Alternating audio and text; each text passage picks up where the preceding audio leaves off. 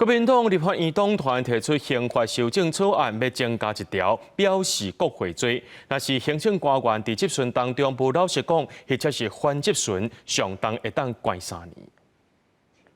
行政部门去到立法院接受立委的质询，不过这几年地道青菜出现官员甲立委质询，国民党立法院党团不满民进党执政一党独大，恶化立法权。新的会期提出国会改革5法，上届受到关注的都是增订刑法修正草案，表示国会罪。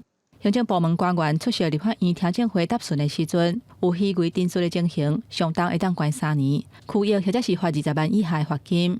接受立委总质询，有暗砍或者是明知不实，要是虚伪陈述，会当判1年以下有期徒刑，拘役或者是罚10万块以下的罚金。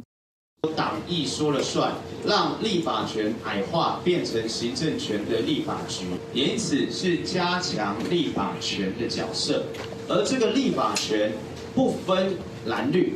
藐视国会罪也不是什么新鲜的法律。从美国、德国、英国、法国其实都有。要强化国会监督的能量，我觉得绝对是符合绝大多数人民的期待。什么样的界定是你觉得官员对你有所不敬？这都来自于国民党、民众党无限膨胀国会自身权力，他们认为质询就是上对下的关系。美国进前早就有表示国会罪的例，洪明凯强调讲，修法爱强化立法权，哪力白拢有效用。卫国昌有认同，嘛认为需要强化监督的能量。不过，吴思瑶批评讲，这个举动是反民主。行政院长陈建仁认为讲，政院甲立委拢爱互相尊重，就事论事。也拿国民党团提案，要求总统每1年的3月初1进前去立法院做国情报告，而且采随问随答的方式，这恐惊有危险的记录。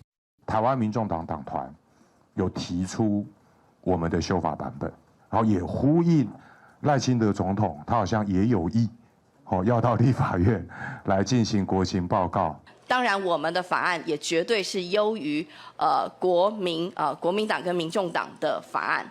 要求总统至国会报告并备询，就是违宪。美国超认为讲，总统受邀请去国会做国情报告无问题，不过具体条文爱详细讨论。吴思瑶强调讲，民进党团会直接提出全面改革的方案，到时罢免会出现朝野攻防战。记者综合报道。